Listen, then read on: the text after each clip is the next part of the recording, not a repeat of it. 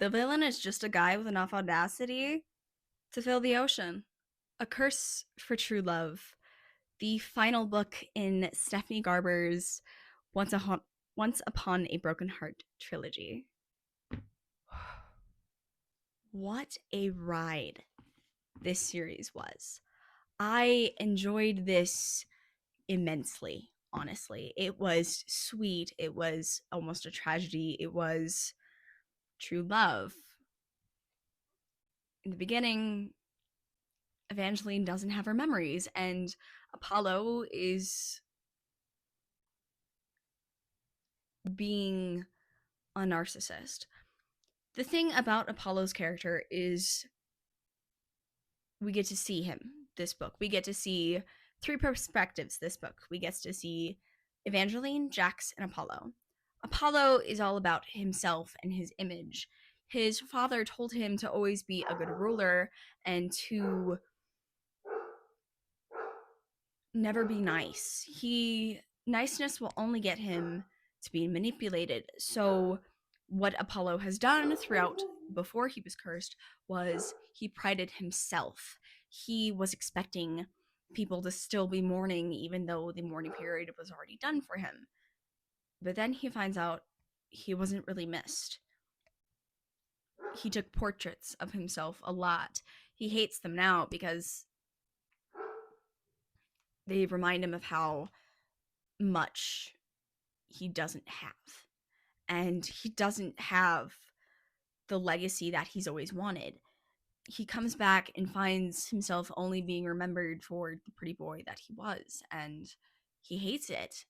So he spins a tale. He tells Jack is the villain of the tale. He took away Evangeline's memories, except Apollo did that. Apollo's the manipulator. Apollo is awful. And I could argue there's not enough hate for him because what he does throughout this last book is crazy. It's awful, and it's just selfish. He says he loves Evangeline, but he doesn't. He loves the idea of her. He loves the idea of what she can give him.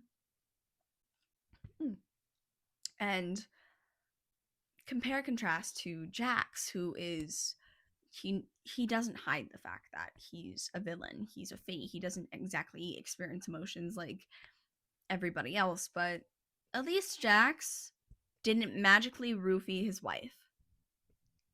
Apollo. Anyway, so Evangeline is trying to regain her memories, but Apollo is sending physicians and distracting her. He's essentially bombarding her brain again. At first, it was, yes, it was under Jack's spell, but this time is completely of his own volition. And with the Valors out, they're helping him now. They have become the Great House of Vale, or Val. I'm gonna say Vale, just because of like the spelling. It's VALE, so we'll work with that. But he wants to be remembered, and Wulfric and Honoria. I struggle with that one, not gonna lie. But they're helping him. Yes, they do have their own goals in mind, but they are helping Apollo, and Apollo throughout the book is always manipulating. They, since Castor Chaos doesn't have the mask anymore, he's hungry. He hasn't fed for centuries, and he's still hungry. And he's feeding off the people. He basically massacres the Great House of Fortuna. And there's one boy that survives, and Apollo's talking to him, and the boy's a great artist, and Apollo has him draw Jax, and then he stabs the boy and makes it look like he did it himself, but he keeps spinning this tale for Jackson. Jax himself can't stay away from Evangeline. He knows that if they are together, Evangeline could get hurt based off the past. Like, every time he's with someone, they're in danger, and he doesn't want her to be hurt because he loves her. And Apollo is the epitome of toxicity. And it's just, the dichotomy is so cool to see as you go through the books. One pretends to be good, the other knows he is not. And it's about growth. Apollo has very little growth, if any at all. Jax has grown through the books. And it's amazing to see them start essentially the same path, with wanting something, one legacy, the other love, and seeing how far and what they do. And it's a lot about choice, keeping your choices with your morals. And essentially, as the book is on, Jax can't stay away from Evangeline, and he introduces himself as Archer. And Apollo does try to. Okay, here's his reasoning. He wants to keep Evangeline safe. Right? Right. But he does this by sending her a forged letter from her tutor to go to one of the wells in one of the gardens. She does. She gets pushed into this really cold, freezing water. She does almost drown. Jax saves her. But it was Apollo. Apollo is trying to show her how dangerous the palace is by trying to kill her.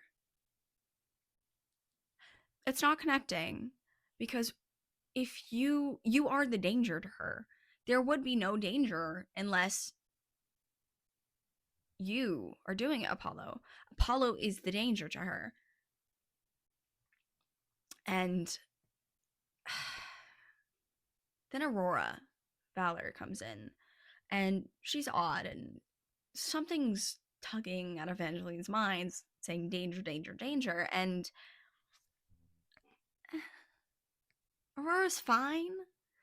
She's upfront, she's bold, she's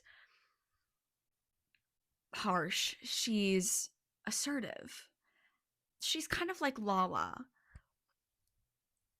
in the difference that Lala sticks with her morals, and Aurora likes to play the game. She likes to toys with people's hearts. Now, from the last book, we know that Aurora is Castor's sister. Twin sister, to be precise. There we go. So, we know Aurora loved Jax and maybe Lyric, but we don't really know who, at this point in the book, who she really loved. But we can speculate, and it's later confirmed, that she liked to be chased. She liked Lyric because he chased her. She was desired. She liked feeling desired. And she liked Jax because he didn't give her that. She wanted him to play her game the way she wanted him to. And she's a manipulator. The whole Valor family is very manipulative, and it's very interesting to see. But Evangeline is trying to remember everything, as everything's not making sense to her. And eventually, Jax takes her to an inn to say goodbye, and they kiss, they make out, and he basically says goodbye.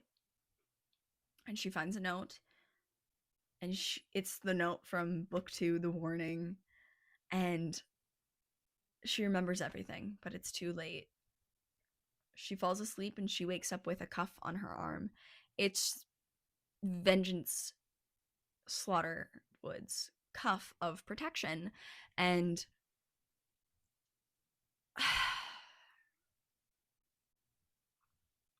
I find it really interesting because she goes back to this camp, and where Apollo is, just to try to get intel on him and sneak in and be a double agent. Go Queen! But here's the thing that almost irritates me. This book is a really good book, and it's just I always go back to Spectacular just because that creeped me out. But in A Curse for True Love, there's a moment where Apollo is getting really handsy. He wants Evangeline. He's about ready to almost SA her or harass her or something. He doesn't really know what he's doing, but he's doing something that will hurt her emotionally. And the cuff burns him, which is weird because in Spectacular, it's almost like praised. It's a really weird thing. I don't know if Stephanie was just like, I don't know what was going on there, but you cannot both condemn and uplift something like SA. Of course, you should condemn it because it is vile, but you can't. I know dark romance is more about reclaiming our trauma, and I'm not going to talk a lot about this because this is not my cup of tea and I'm not in that scene. I'm like barely there, but you, especially in books about true love and what wholesome love is supposed to look like, I just don't know if it's in Spectacular. Dante should have been reprimanded for what he did, except it was not, and it was icky. But in A Curse for True Love, Stephanie shows it as something vile, which it is. And even throughout the book, Apollo thinks a lot about the wedding night. Trying to like keep with YouTube's guidelines here, but it's vile and disgusting. Like he's just vile. But ew. But now that Evangeline has her memories back, she can see it. And Apollo also just like pisses me off because he takes his royal guard, the people who are in his employ and who are supposed to be under his protection, but he uses them for his plots. When Evangeline almost drowns, he has Havelock basically execute two of his friends because they were there and it just happened to be there, and he doesn't really care about them. And even later on, another of her guards unfortunately gets had by Petra Youngblood's significant other, Byron Bornflower. I don't know. He was creepy, so I'm not going to remember his name. But he's lost name privileges. But it's just like he doesn't care about his people, and it shows. And if we could get the F in the chat for all those guards who were unfortunately used and lost their lives to Apollo, that'd be great. That would be great. But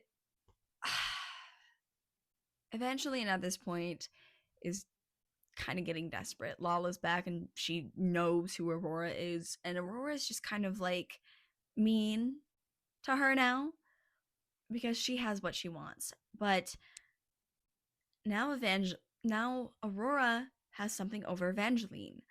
She has Jax's heart. Now there are two hearts, one that keeps the body alive and one who controls emotions.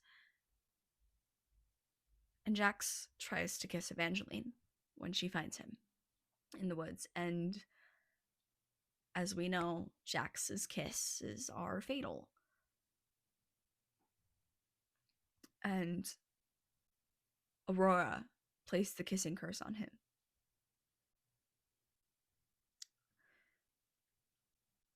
It was Aurora's fault that Jax had to live for centuries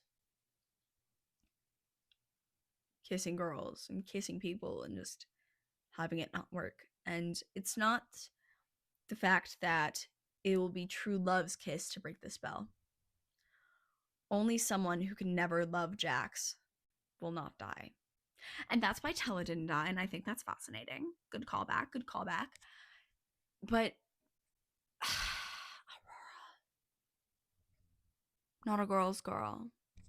Not not invited to the tea party at all, at all. But with Apollo and Wulfric's friendship, Apollo learns about the soul tree.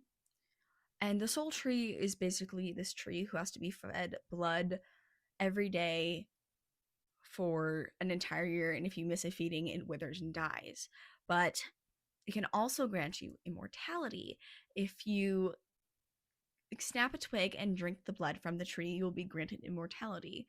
But there is a price for that. The price for immortality is the one you love the most will perish and be sacrificed to the tree. Now, Wulfric was given the seed by a jealous princess who he saved and was hoping that he would drink the blood of the tree to kill Honoria. And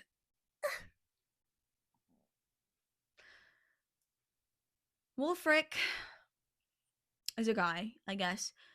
He was against Aurora marrying Lyric because he knew it wasn't true love. He would have been begrudging according to Castor, but again, that's Castor's words. We don't know if it's a completely reliable look at the situation. She just wanted to have power and all that. But Wulfric tells Apollo multiple times not to drink the blood of the tree because whoever he loves most will perish. And yeah. And then Lala and Castor, Chaos. I can see the chemistry. I can see a hint of chemistry. But there needs to be more. There needs to be more chemistry for me to get like fully behind it. But I am intrigued. I'm intrigued. If we do get another book series or even a standalone book with them and it's like a decent romance with like a decent plot, I'll get behind it fully. But for right now, there's intrigue. And on Lala, her past lover, he was set in a suspended sleep because he is Valor. He is Chaos's brother, and his name is Dane. For those of you who have read Fourth Wing, Dane.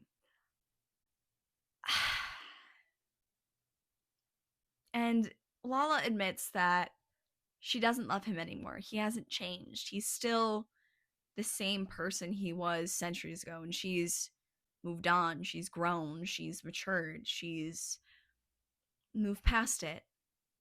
Yes, she has spent centuries not getting married but wanting to have love, but she realizes it's all for naught. Dane's still the same Dane he was when he got into that suspended sleep. And she's grown. She's changed. She wasn't the same person she was yesterday, and she sure was not the same person she was centuries ago. And she just has to deal with that. But she can put that aside and help Evangeline because she knows her friend needs her. And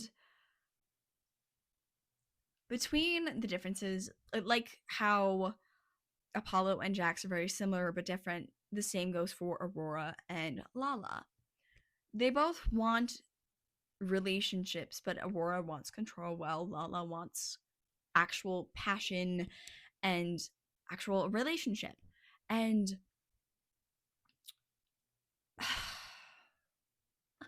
it's so good. I love this book series. But at this point in the book, Jax has stolen his heart back from Aurora. And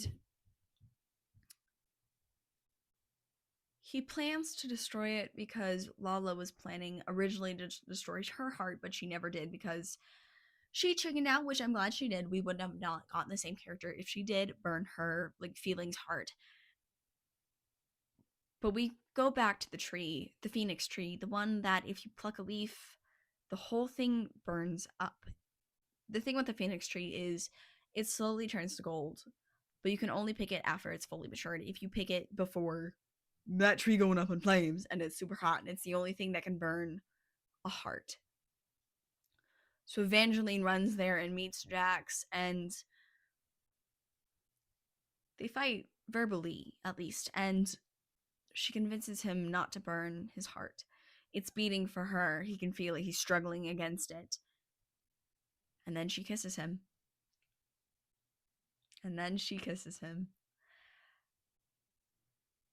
And she's feeling a little woozy, and she falls back into Jax is immediately concerned, and he knows what happens next.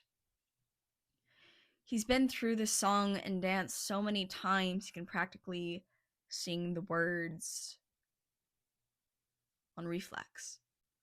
But no, Evangeline just forgot to breathe. Her love for him and his love for her broke the curse. Guarantee it was a gamble. And even Lava was like, you're not going to kiss that guy. Do you see his track record? Every person he kisses is no longer with us. But no, Evangeline is the main character, and she does have plot armor. But, then Apollo shows up. And he's like, you chose wrong. I'm sorry, what? You chose wrong? You say you love her, but you don't want her to use her autonomy and free will? You know what? I think the most romantic thing Evangeline could do with Apollo is get like a restraining order. I think that'd be really cute, just like an anniversary gift of like the first time they met. Or the time he roofied her. But he kidnaps her.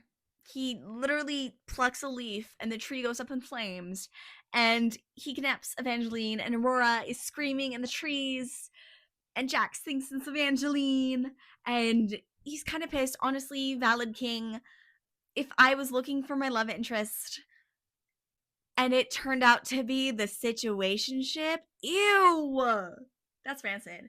But Apollo takes Evangeline to the tree, and he's like, I'm so sorry. I'm gonna sacrifice you, but like I can't protect you, like if I'm not immortal, but like if I'm mortal, you'll still with me, but like if I'm immortal, you die, so like bye. And then Jax comes and punches Apollo in the face. Best part of that book. Best part, I swear. But then Wolfert comes, and Dane, Lala's past situationship, and a bunch of the Valor kids restrain Jax. And they let Apollo drink from the tree. And then Apollo starts glowing like Jax, and he's immortal now. And Evangeline is like, dang. I'm gonna be a sacrifice. Cool. But then Apollo starts looking strange. He's losing his luster of immortality. The tree opens up and swallows him whole, and a new twisted face, screaming, gets embedded into the bark. You see, Apollo's greatest love was himself. Oh! How does your foot taste? How does karma taste, Apollo? Like, Wolfert did know this. But still, how about we not jump into things and communicate with people? Please communicate. Communication is key. And Evangeline is low-key fine with not being queen. She just wants to be with her man. She just wants to be with Jax, which respect. And she's fine. And the story curse is looking at them as they walk into the sunset, holding hands. And Evangeline asks the question, why does Jack eat the apples and only the apples? And Jax starts to answer but doesn't, and then he starts to answer again, and then the story curse looks away, and that's where it ends. But we know why Apollo does only eat the apples. It's because the sweetness helps with his urge to kiss people. He wants true love. He wants to find his love, but to deal again with the books, even in book 1, it was stated that the fates they are naturally drawn to whatever their story is. For Lala, it is always to find somebody to wed. For Jax, it's to find love, but their stories never end like that, unfortunately. I want Lala to be happy. I want her to be happy. I'm speculating that there's another book in the works from Stephanie Garber. I hope I'm right. But, so cool. And, great. It's such a good book series. I highly recommend this one. This one was definitely a 5 out of 5. Stephanie's writing has definitely improved throughout Caraval and Once Upon a Broken Heart. This was very beautifully written. And, the dichotomy of the characters, gorgeous. And Evangeline is not a pushover. She is still... She's calm and a girly girl, yes, but she's also assured of herself. She is not afraid to call out people. And there are parts of the story which make me cry, honestly. Like, there's a point where the Enchanted Woods, the Spooky Woods, they show you the best of your life, but never fully. They never show you what you really want, so you're always wanting more. And Evangeline goes back to her, I think it's her 12th birthday, and she can hear her parents, but she can't find them. And there's the apple cider cart and the lemonade cart. No, it was a lemonade cart. And she can't find her parents. But then she sees Castor, who... he was the reason the story curse was made. To have the people forget about the fact that Castor was a vampire and he literally died. And a part that makes me sob is the fact that Jax's best day ever was what was in book 2 when he was with Evangeline in the Hollow, and he was probably hearing her voice, but then he found her. It was all good. And that's when he took her to the inn. But, oh, my lovelies. Jax was so convinced that he couldn't have his love, but he did, and I'm so proud. It feels like the best kind of fairy tale where everything just turns out right in the end, and it's so sweet to see just their story play out, and it's so sweet. But Stephanie, 5 out of 5. I loved this series, but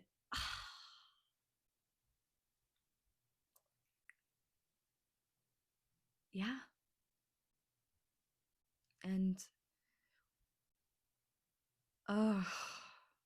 wait, was there a map in this one? Hold on. It's been like a week since I finished this, so let me double check. I'm pretty sure I finished it the same night I did it. So yeah, okay. Checking. Yeah, okay. So here's kind of idea of... hold on. Okay, there we go. But yeah, so here's the idea. I don't know if I'm hoping it will pick up well on camera, but okay. But yeah, so again, gorgeous artwork. Let me see if I can find who did the artwork so I can give them credit, because I loved the artwork in this one. Let me see if I can find... it's probably in here at the very beginning. Let me see. Okay, map illustrations by Virginia Alien. I love the illustrations. Good for you, vibes. Good for you. My thoughts about this book is I know Carval was good and I love Scarlet, but I feel like Once Upon a Broken Heart is better, honestly. It's you see so much. And Scarlet and Donatello are in book one, but it's not their story. They're not interrupting. And I did actually really like the distribution of like POVs in Curse for True Love better than I did Finale. Finale, it just felt more, it was more Donatella, and it was like leaning too heavily onto Donatella's POV. But A Curse for True Love, you get a nice little sample. You don't get too many Apollo POVs, but that's good because every time he's on screen, I hated him. So, yeah. But it really does give a glance into why he thinks the way he does, and it's very interesting. And the Jax chapters, I could have gone with a few more Jax chapters, but that's just me. Because, I love the way he thinks about Evangeline. But I also love Evangeline as like a protagonist. She is such a fun character. But no. I loved this book so much, and I think you should read it. It's a really good series. I do recommend starting with Carval. And if you want to read Spectacular, go ahead. The illustrations are great. The weird, the dubious consent is not great, but yeah, it's a great series. Actually, now that I think of it, I don't know if Evangeline. No, she definitely did get the cuff off. Evangeline definitely should have got the cuff off, but the thing with the cuff also is like once it's on, it stays on. Like it's made of glass and it's like fitted to your wrist so like you can't take it off, which is great for when like people are trying to harm you and they can't take it off, but like also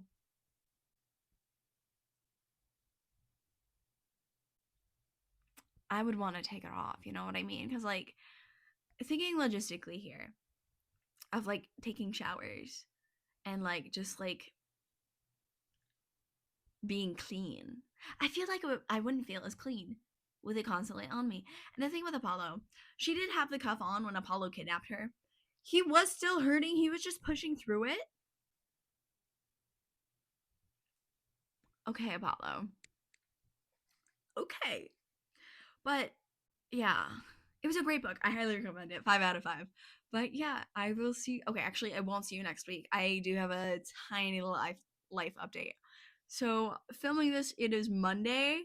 I'm getting my wisdom teeth out on Thursday, so there will not be a video next week. And I'm also going to do a short for this as well. But yeah, I will be peacefully catching up on all my anime I like to watch. I'm currently watching Dandan and JJK and what else am I watching? I'm watching shows. But I also have to I have so much to watch. I love having a list, but it's great. But yeah, so the next series we are going to be reading is Shatter Me. I'm a little bit through book 1 and it is gorgeous to die for. Beautifully written. I love Juliet. But yeah, anyway, lovelies, go have a snack. I love you so much. And make sure you drink water. Stay hydrated. All right, lovelies. Love ya.